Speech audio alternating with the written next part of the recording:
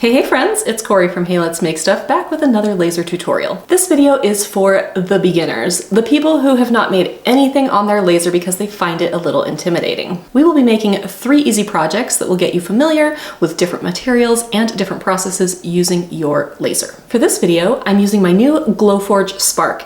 It's the perfect entry-level laser if you just want to dip your toes into laser crafting without spending so much money on a larger laser. One of the things I see so often in some of the Facebook groups I'm in is when people get a new machine like the Glowforge Spark and then they try to make a really advanced project. I see this in Cricut groups, I see this in sublimation groups, and I see it in laser groups. But often those projects don't turn out well because you really don't know what you're doing. And then because you fail at that project, it sort of makes you not want to try again with a different project. So no matter what crafting machine you're using, I highly recommend you start with some basic projects like the ones I have in this video.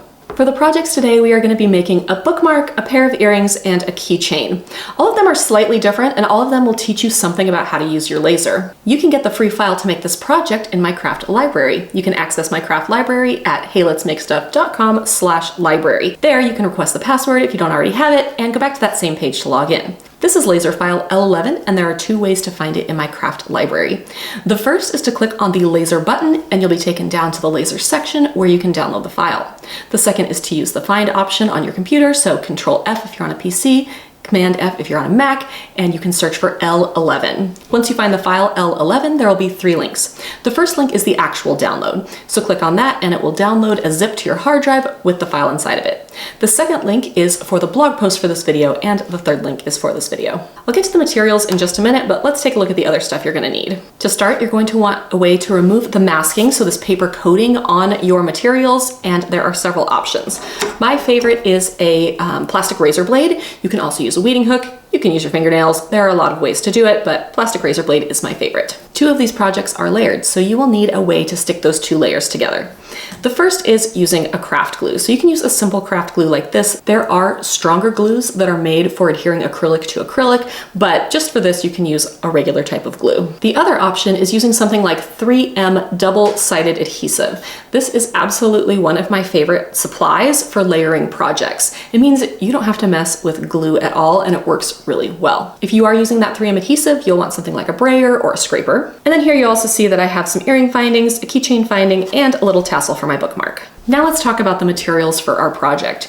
You can basically use any material you would like that can cut in your laser with these files. I'm going to show you what I'm using, but feel free to mix it up if you'd like. You can see here that I've made a bunch of other things in tests, but this is a light maple plywood, and this is what we are going to be making the bookmark out of. Then I have 3 colors of acrylic. So the first is Glowforge's Eco Thin Red Acrylic. The second is Glowforge's Eco Thin Black Acrylic. And then the third is a pink non-proof grade material. So this means it does not come from Glowforge. So I got this from Houston Acrylic. They actually have a whole section of their shop for just diode lasers. So if you have something like the Glowforge Spark or the Glowforge Aura, you may know that you're not able to cut every color of acrylic, and that's because of the color of the light of the laser. But you can cut a lot of colors. Glowforge has some fairly standard colors, but I really wanted pink. So I tried this bubblegum pink acrylic from Houston Acrylics, and it cut perfectly. So in today's video, we're going to touch on cutting non-proof grade materials. However, if you are a beginner, you may want to stick to just Glowforge materials to start, because all of the settings have been dialed in within Glowforge's software, and they should be able to cut perfectly without you having to mess with anything. In this video, we are also going to learn a little bit about the Glowforge app. So I'm going to pop onto my computer and we will upload our file. This is the Glowforge app. So you can see right now that this is actually a photo of the interior of my Spark. Up here in the upper right, I have my Spark. I have actually 3 Glowforge machines. I've given them all L names, but the Lyra is my Spark. And this is basically a picture inside the bed of the machine. To upload a file, go to the plus at the top, go to upload, and then choose your SVG. It will take a little time and then it will upload the file. So you can see here that I have my pair of mushroom earrings up here. I've got this flower bookmark over here on the right, and then I have a happy face keychain. So we're gonna start with the bookmark. So I'm gonna click it here so you can see it a little bit better. I'm going to go ahead and put that light maple plywood inside my machine, and that will let us know where we need to place this so it can cut and engrave it. All right, now we can see our material, and we want to place this where we're going to waste the least amount of material. So I'm going to rotate it while holding down the shift key so it rotates in increments. And then I'm just going to put it up here at the top, just like that.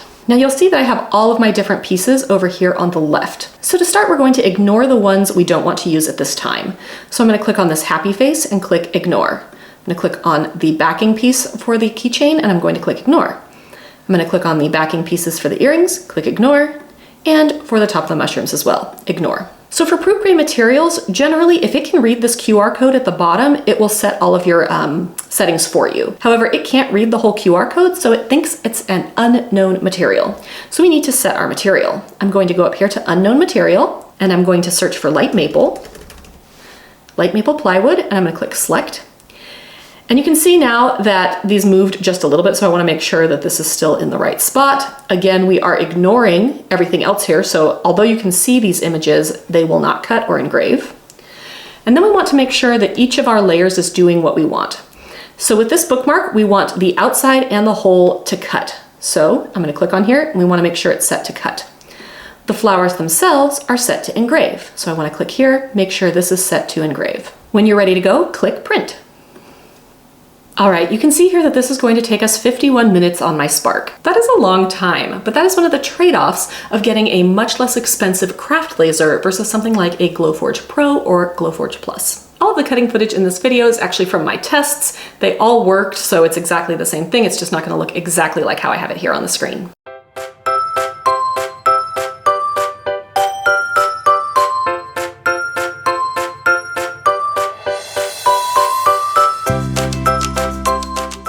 My bookmark is cut and engraved. We will do more with it once we have all of our pieces cut, but let's head back into the Glowforge app to cut our other pieces. Next up, we're going to be doing the earrings. So I'm going to drag each of my earrings over here, just like this.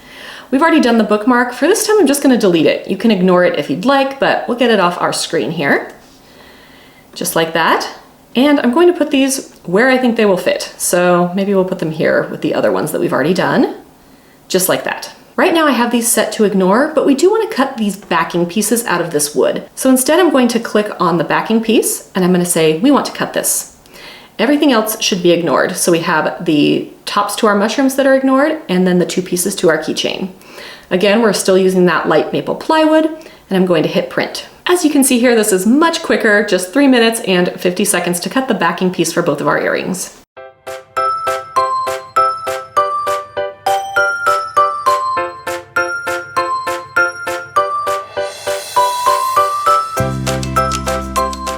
Now let's make the top of our earrings. I'm going to move my keychain out of the way.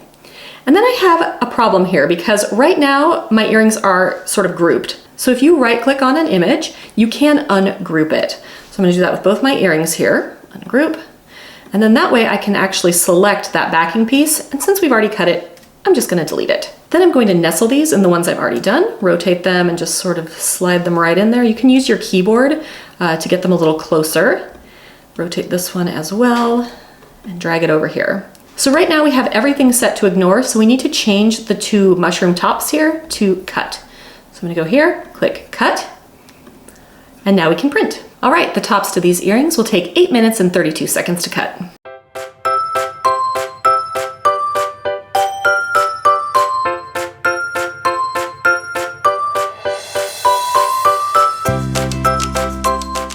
Okay, I have my earring bottoms made out of that light maple and my earring tops made out of that red acrylic. Okay, now let's cut our keychain. So I'm gonna delete those two mushroom tops. I put the black Eco-Thin acrylic into my machine and I've got two pieces here. Now again, I'm gonna right click and I'm going to ungroup. So I'm gonna move the happy face over and we're just gonna cut this backing piece. I'm gonna move it down here, just like that. Maybe I can actually make it fit a little bit better by tucking it up next to there. Waste as little material as I can. Both of these again are set to ignore, so we want to change this to cut, just like that. And already I'm ready to make this project. I'm going to hit print, and this one has a very quick print time of just 2 minutes and 21 seconds.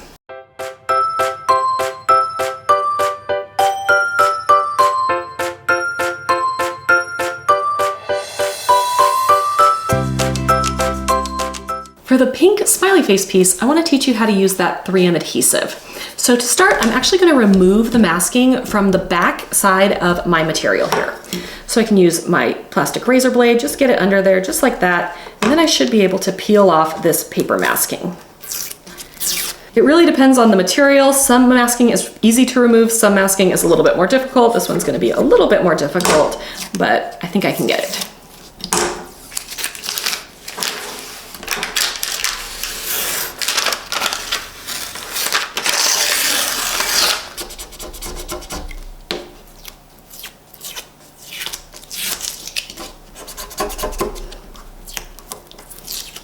Now I have the bare material, and we're gonna apply that 3M masking to this side. So I am almost out here. We'll see if I have enough, but basically I want to put my 3M masking on the back here, just like this. If you get some bubbles, it is not the end of the world. Things don't always go right in a video. So you can see here in the overhead view here that I have basically an inch of the sticky backing, and then I ran out. So we are going to actually put on a second layer. So I don't have any more rolls, but I have sheets. So we're gonna use the same, it's basically the same thing, just like this. I'm going to place it, the sticky side down on my material. And I'm gonna go straight over what I've already done here, just like this, just like that. I'm gonna flip it over just like this. And then what I'm gonna do is I'm gonna get my craft mat and my craft knife, and I'm gonna slice right down the edge here. So I'm just gonna drag my knife straight down the side here, just like this. Then I can use this extra stuff in the future, and I have it on my backing here. If you see that you have lumps, especially if you're using the roll, you can use that brayer sort of to get any air out.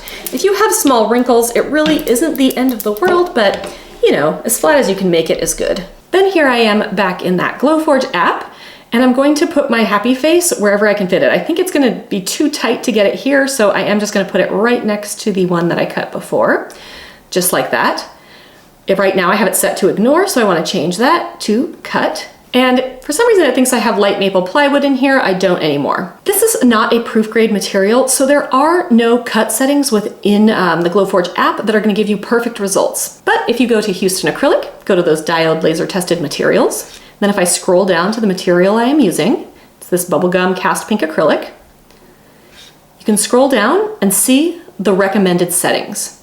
So this is basically their diode laser setting for the Aura. It's going to be the same for the Spark or other diode lasers.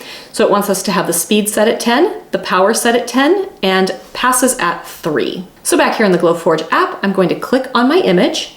I'm going to go to manual, and I'm going to use those settings. So we wanted a speed of 10, just like that. Actually, I could just type it in here. It's probably easier. A power of 10. So we're lowering the speed and we're upping the power, and we're giving it 3 passes. Then I'm going to click print so we can cut our project.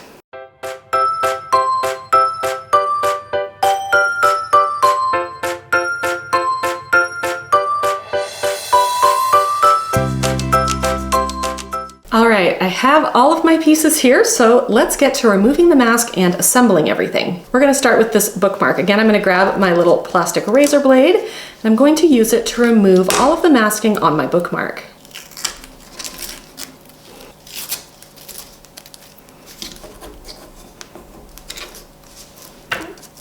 And then you'll also want to remove it from the back. Hopefully that will come off a little bit easier.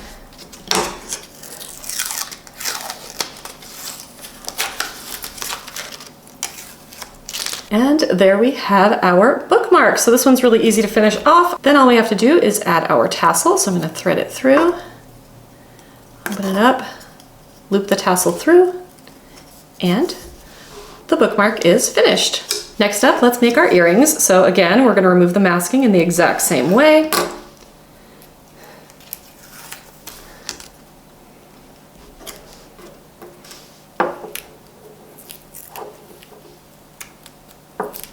Once you have the masking removed, you could make the choice to paint these white.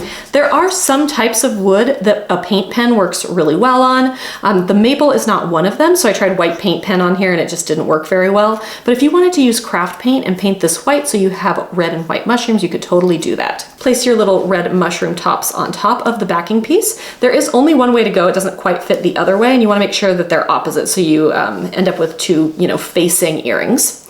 For this one, we're gonna be using craft glue. Again, you can use basically any type of glue that you find works. Sometimes I find the craft glue doesn't work quite as well. Other times it's gonna work just fine. I made a pair of these already and it worked just fine. So I'm just gonna add just a little bit of craft glue on here. And you really, really don't want a lot. So I'm gonna spread it around because you don't want this sort of seeping. Oops. You don't want it seeping out the edges very much. So you can always clean it up, but with these holes, it's a little difficult. So get a little bit in that hole and a little bit there. Then I'm gonna flip it over. I'm gonna just place it on there. If you have something like a small clip, you can use that. So I have these little clips, and that will just help the glue dry. While these dry, we're gonna avoid putting on the earring findings to start. So we're gonna let these dry and we're gonna work on the keychain. So again, grabbing my scraper and I'm gonna remove all the masking.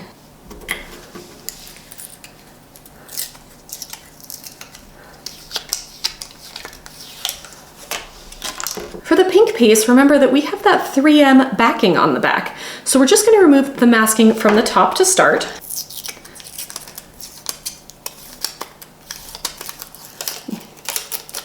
Super cute. Now instead of glue, we have this 3M backing, so you can peel it up just the same way. Just be really careful. You don't want to push up on the actual adhesive. But you're gonna peel up that backing, and then I don't know if you can see in the overhead video here, but it does have basically a glue on the back. Now I find circles on circles to be a little tough, but we're gonna do it anyway.